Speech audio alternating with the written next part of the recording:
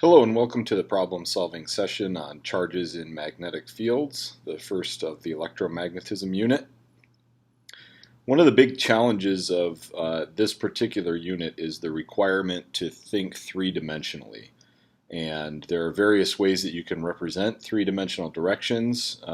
Perhaps the most common is to see the z-axis added to the Cartesian coordinates so that you have things in the x, y, and z directions. But lots of these problems also contain,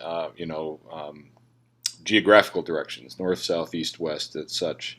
And so if we use north, south, east, and west, we're also going to use up and down or away from the Earth and toward the Earth to get our 6 possible directions in that three-dimensional system. Okay, so we are going to start. A particle with a mass of 1.9 times 10 to the negative 4th kilograms carries a negative charge of minus 3.4 times 10 to the negative 8th coulombs. The particle is given an initial horizontal velocity that is due north and has a magnitude of 4.41 times 10 to the 4th meters per second. What is the magnitude and direction of the minimum magnetic field that will keep the particle moving in the Earth's gravitational field in the same horizontal northward manner? Totally not required, but I got in the habit long ago of sketching a picture. So here is the particle, and it is moving at 4.41 times 10 to the 4th meters per second. And we know a couple things about it. We know it has a charge of 3.4 times 10 to the negative 8th coulombs. Actually, that's a negative charge. And we know it has a mass of 1.9 times 10 to the negative 4th kilograms. If we're wanting to find the magnetic field that's going to keep this balanced in the gravitational field, the first place I go is let's sketch a free body diagram. So if I have a particle, and by the way, to the right must be north in my system since it's specified it's moving to the right, there would be a downward or toward the Earth gravitational force. And there would be then, if it's going to remain moving at the same horizontal height, an upward force, and this force must be from the magnetic field that the particle is traveling in, even though we've yet to deduce what direction that magnetic field would be in. The gravitational force is calculated mg, like we did back in Physics 1. The magnetic force is calculated using the Lorentz force equation, Q v/b sine theta, where Q is the charge, v is the speed or velocity, b is the strength of the magnetic field, and theta is the angle between the velocity of the particle and the orientation of the magnetic field. If it keeps going horizontally and doesn't rise or fall vertically, that tells us that the sum of the forces vertically is 0. So that means that the magnetic force has to equal the gravitational force. And we can write Q v b sine theta equals mg.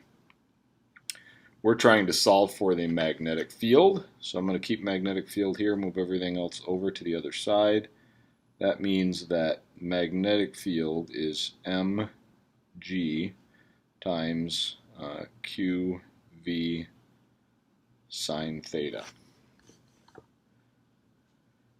Now, we want the minimum magnetic field, so we want this to be as small as possible, which means we want the numerator to be as big as possible, the numerator to be as small as possible, the denominator to be as big as possible. Well, m is fixed, we're given that, can't change that.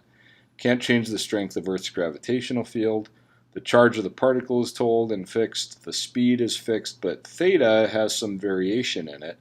If I want b to be as small as possible, I need sine theta to be as big as possible. And sine theta and cosine theta functions both range between -1 and 1. So let's choose the situation where the sine of theta is in fact 1 and plug in the rest of the values. So 1.9 times 10 to the negative 4th kilograms, 9.8 newtons per kilogram, charge is 3.4 times 10 to the 8th, negative 8th. Here I'm just plugging in the magnitude of the charge. I'm working out the magnitude of the magnetic field. I'm going to use my right-hand rule momentarily to figure out what the direction is. And the speed is 4.41 times 10 to the 4th meters per second. If you work all of that out, you find that the magnetic field magnitude is 1.24. And you could write this with a combination of all of these units. Kilogram would cancel kilogram. It would be a Newton per coulomb meter per second. And that could even be simplified further. But the SI unit for magnetic field, named in honor of Nikolai Tesla, is the Tesla. And that is abbreviated with a capital T. Now, what is the direction of the magnetic field on this particle? In the lecture or in the book, we talked about applying the right-hand rule to work this out. I have a velocity in the, well, I've drawn it to the right of the paper, but that's the north direction in the way the problem is specified. I have a magnetic field that is up, or a magnetic force, rather, that is up. And so if I orient my hand so that my index finger is in the direction of the velocity, and my thumb is in the direction, which is the resultant of that right-hand rule. My thumb is in the direction of the magnetic force. The rest of my fingers are left pointing into the page. However, because this is a negative charge, the magnetic field actually must be out of the page. And so let's see if our directions are right here. So if this is north, back here is south, this is up, and this is down, then out of the page, which is toward us, would be to the east.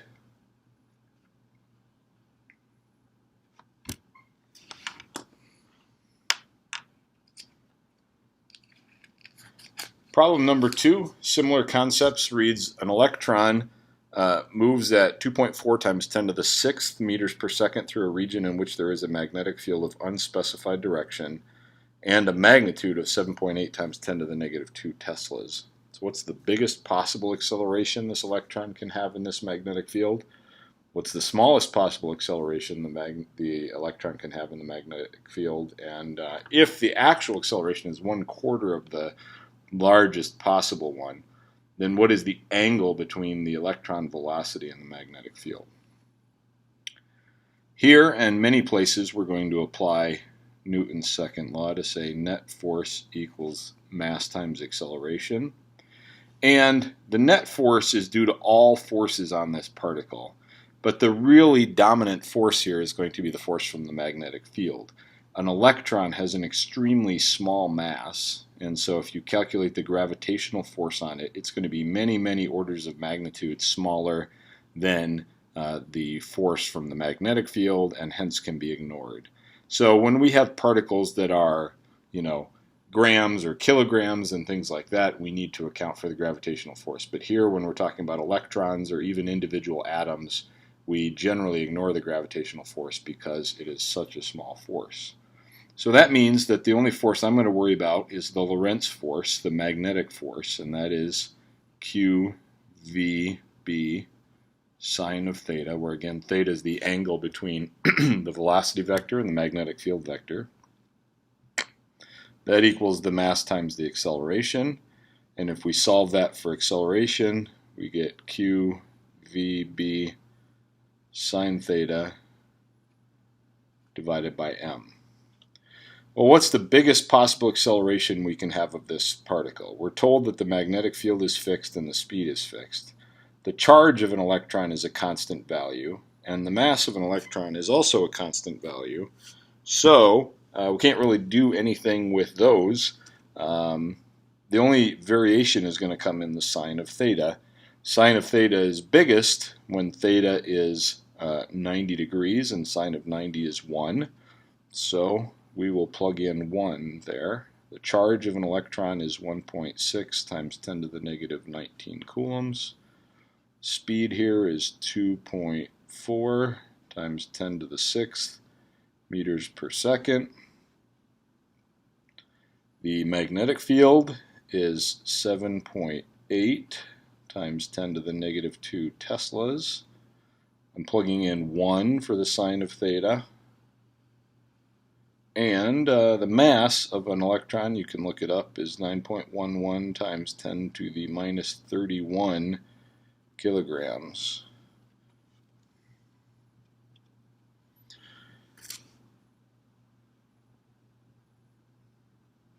If you punch all those numbers into your calculator, you get a pretty big acceleration. The acceleration is 3.29 times 10 to the 16th meters per second, or meters per second squared. If you were to obviously maintain this acceleration for even a second, the speed would be way beyond the speed of light, but you can have a really enormous acceleration as long as it only happens for really small windows of time. And so this is entirely possible in the realm of particle physics, but it would be happening for a very, very small window of time.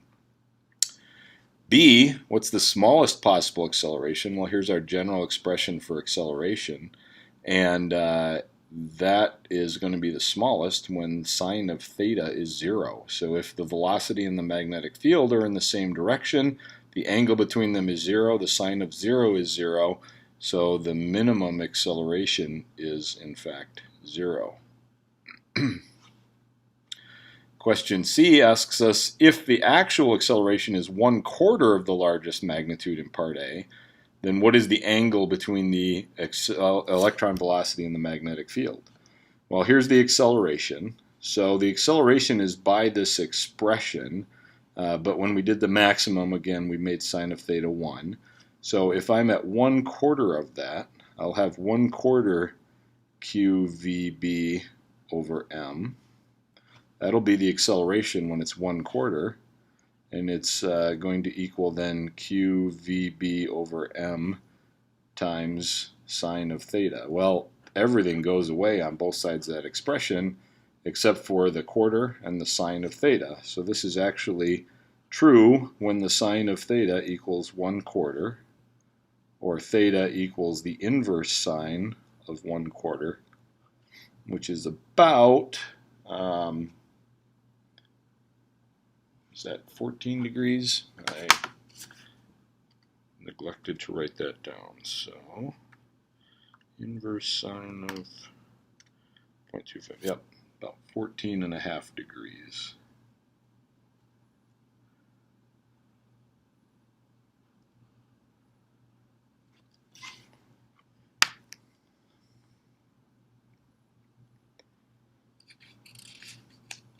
Problems 3 and 4 in the set deal with problems focusing on the motion of these kinds of particles in these magnetic fields.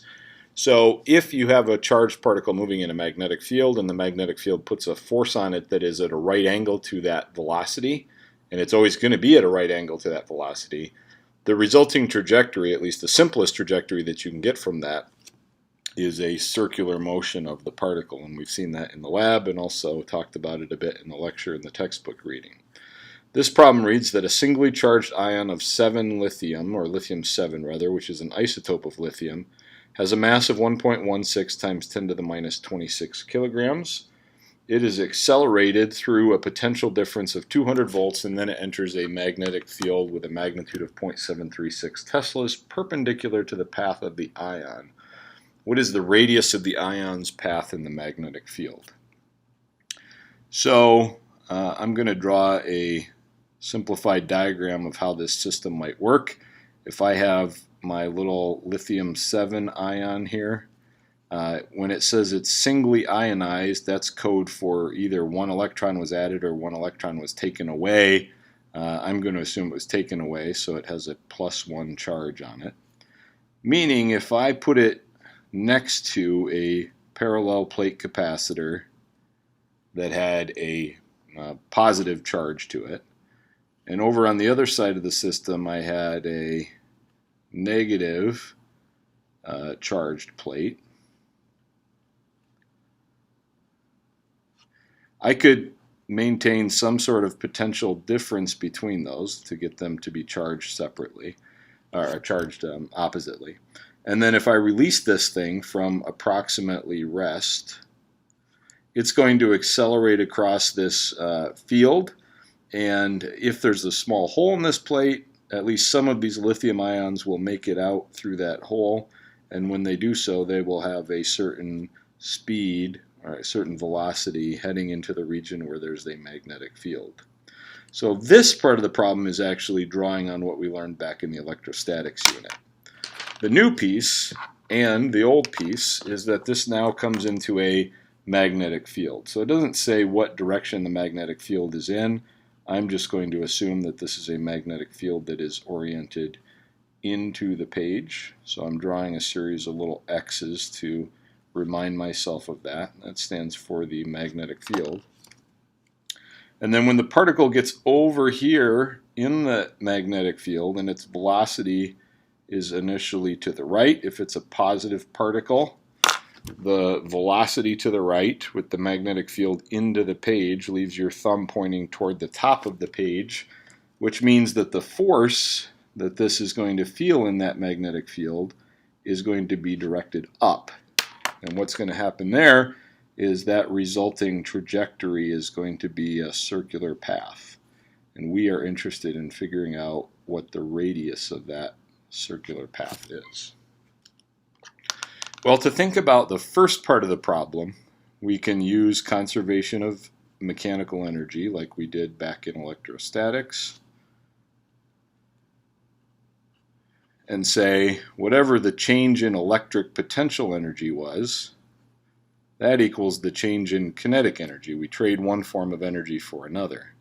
Well, the change in electrical potential energy we showed back there was equal to the charge times the change in electric potential. And I'm putting little serifs on my V to remind myself this is capital V for voltage. The change in kinetic energy, well, I went from moving at essentially nothing, so a speed of 0, to now having some speed. So the change in kinetic energy is just whatever the final kinetic energy ends up being. So that's 1/2 m little v squared for the kinetic energy. For this part of the problem, I'm going to use Newton's second law.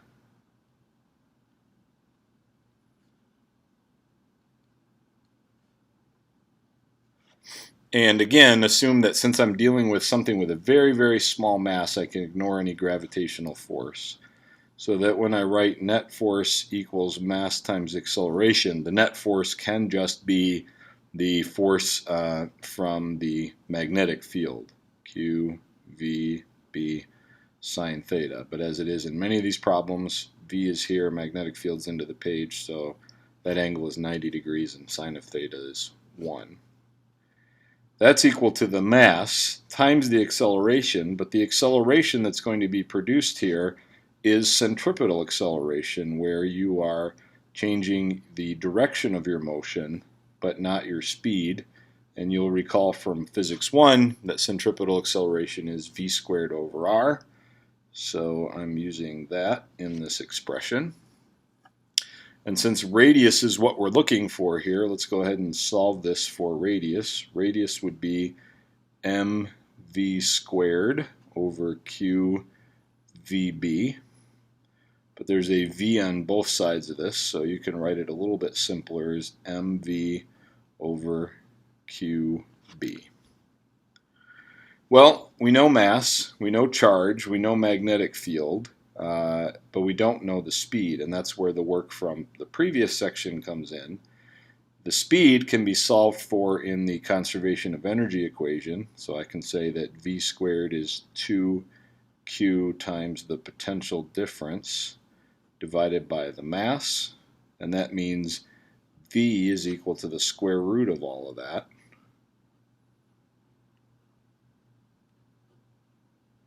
And that v is going to get imported down here into the radius equation. So when I do that, my radius equation is going to now be m times the square root of 2q delta v over m over q b. You can plug in numbers at any stage. I like to write this as one expression. So this could be rewritten excuse me, as 2 times the mass times the potential difference over the charge times the square of the magnetic field. Go ahead and plug in the values there. 2. The mass we're told is 1.16 times 10 to the negative 26 kilograms. The potential difference that we accelerated this thing across was 200 volts. The charge, if it's singly ionized, that's the charge of 1 electron or 1 proton, so 1.6 times 10 to the negative 19 coulomb. The magnetic field is 0.736 teslas. That's squared in this expression. And if you punch all of those numbers into your calculator, you get that the radius equals 7.31 times 10 to the minus 3 meters. So not very big, 7 millimeters, but when you're talking particle physics, often the equipment in the lab is measuring pretty small distances, and on the measuring small distances, this is not a tiny distance that to be able to measure in an experimental setting. More commonly, however, when you're doing particle physics, you'll actually have a particle that you don't know something about, but you let it go in a magnetic field. You measure the radius of the path that it takes in that, and from that measurement of the radius, you can work backwards to figure out either the charge on the particle or the mass on the particle or the ratio of the charge to the mass of the particle.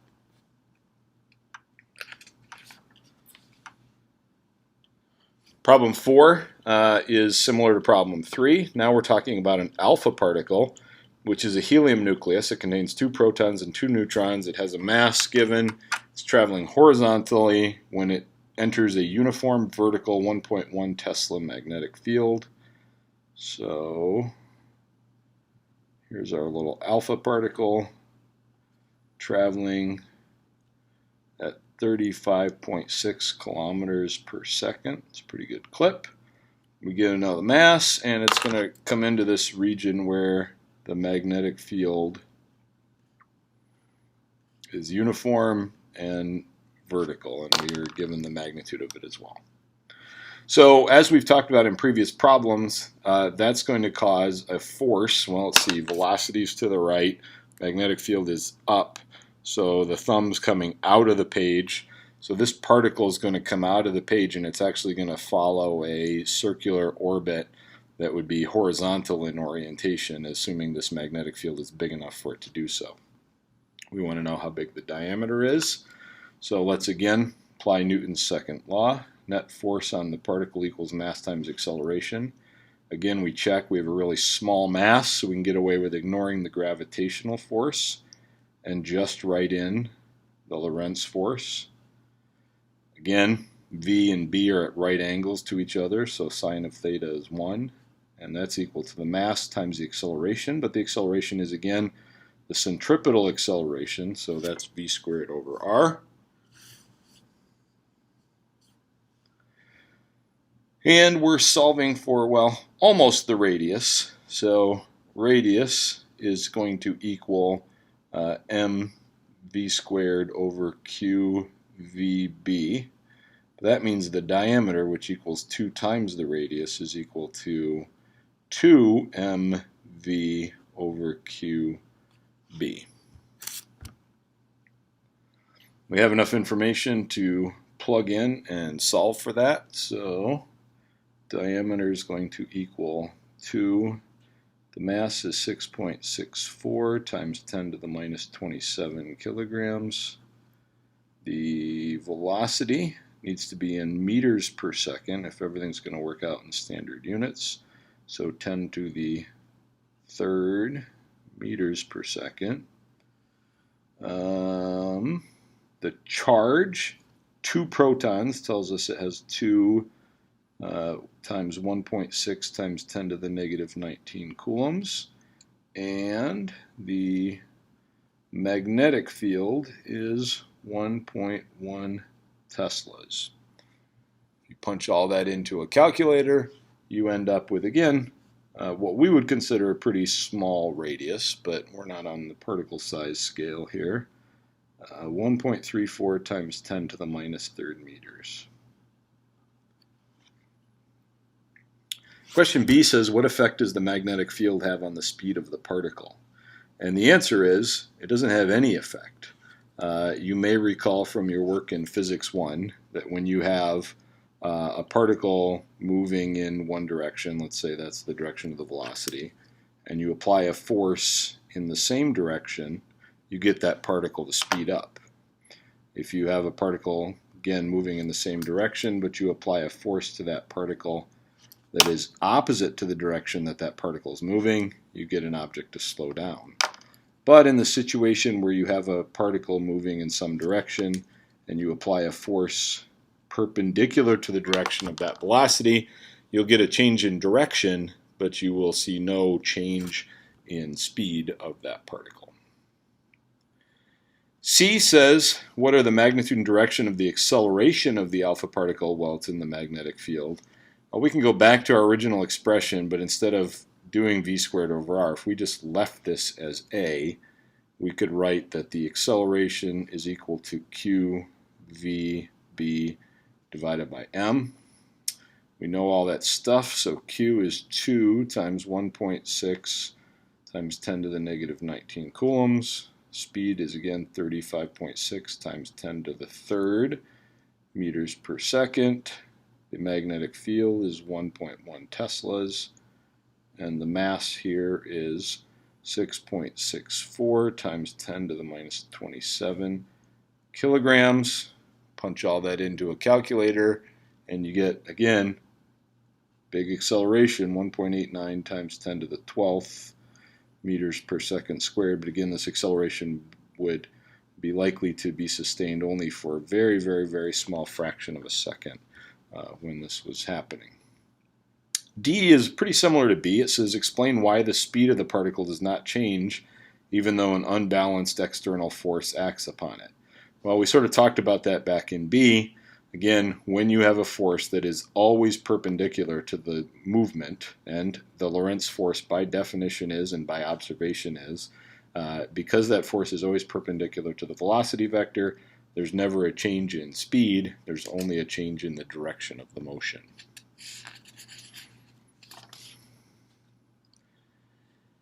Questions 5 and 6 looked at the behavior of current carrying wires. So we have previously talked about the fact that the Lorentz force on a particle is written as qvb sine theta. Well, if we do a little algebra on that and multiply it by 1, but a very special one, I'm going to multiply it by time over time. And put those times in particular places. But the only thing I've introduced here is time over time, so this is mathematically legal. Charge over time is current. Speed times time is a distance, and in this case it's going to be the length of a current carrying wire. B is still the magnetic field, and we still have to worry about the relationship between the angle of the magnetic field and the angle of the charge flow in that current carrying wire. But this is a more useful expression when we're dealing with a situation that has an electrical circuit like we have in this particular problem. So the problem says the circuit shown in the figure is used to make a magnetic balance to weigh objects. The mass m to be measured is hung from the center of the bar that is in a uniform magnetic field of 1.5 teslas directed into the plane of the figure. You can adjust the voltage of this battery, which is going to then adjust the amount of current that's flowing in this circuit.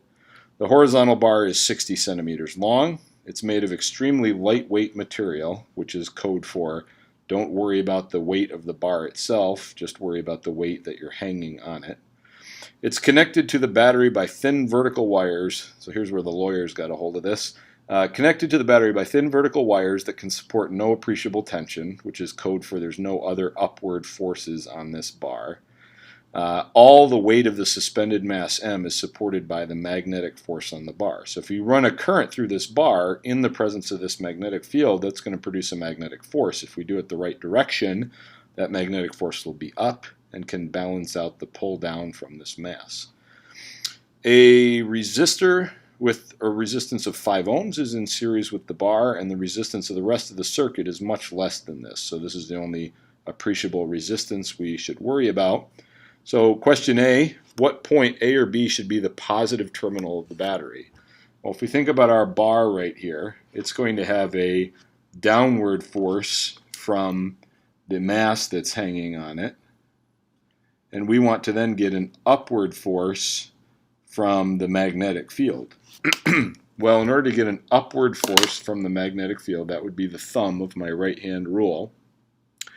The fingers, the middle fingers, would point into the page in the direction of the magnetic field. That leaves my index finger pointing to the right here, which means the current needs to go through this bar from left to right. And in order for that to happen, current flows from the positive end of a battery to the negative end of a battery. So this tells us that terminal A must be positive and terminal B must be negative on this particular battery. B, if the maximum terminal voltage of the battery is 175 volts, what's the greatest mass that this instrument can measure? Well, if you think about that bar, when it's in equilibrium, again, it gets a magnetic force in the upward direction, and it gets a force from the hanging mass in the downward direction. And those are going to be balanced when we're doing the measurement, so that means the magnetic force equals the force from the hanging mass. Well, the magnetic force is QV, went to all that trouble and forgot about that promptly.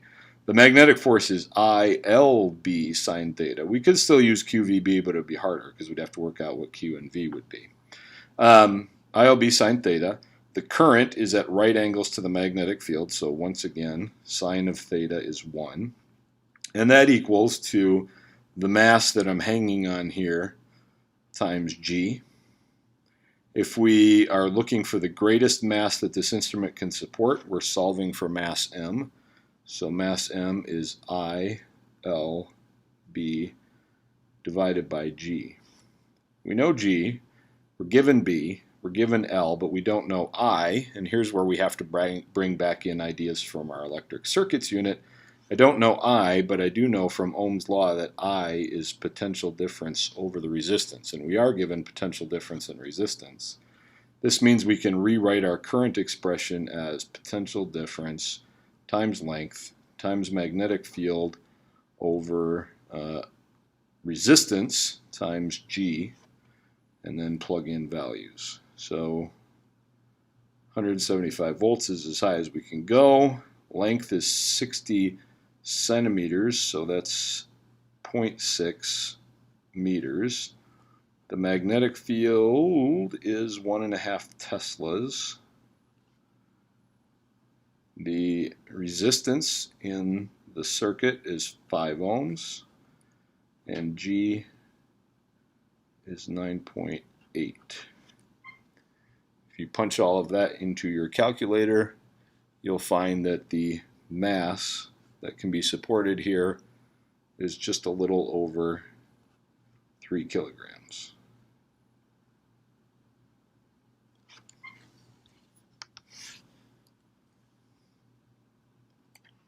Final problem in this set is dealing with a current carrying wire in a house. So if you have a 3-meter wire and it carries a household current of 1.5 amps in one direction at a location where the Earth's magnetic field is 0.55 Gauss from north to south, find the magnitude and direction of the force that our planet's magnetic field will exert on this cord if it's oriented so the current in it is running from west to east, is running vertically upward, and is running north to south.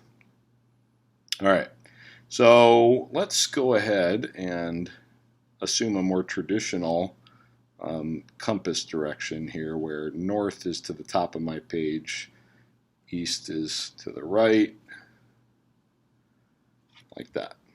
Okay, that means that Earth's magnetic field runs in this orientation, and it's given to us in Gauss, but if you Google, 1 Gauss is equal to 10 to the minus 4 Teslas. So Gauss is just a more convenient unit when you have relatively weaker magnetic fields, and Earth's magnetic field is not incredibly strong compared to the magnetic fields that we can create in a laboratory setting.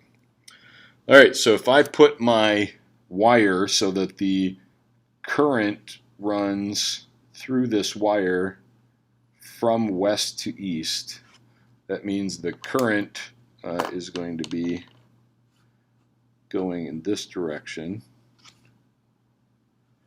Okay, so the current's going to be at a right angle to the magnetic field, and that means when we go to calculate our force, once again, sine theta is 1. The force will be magnitude-wise, let's see, current is 1.5 amps. The length of the wire is 3 meters. The magnetic field is 0.55 Gauss, so that's 0.55 times 10 to the minus 4 Teslas. And the sine of theta is 1. So the size of that force is 2.48 times 10 to the negative 4 newtons.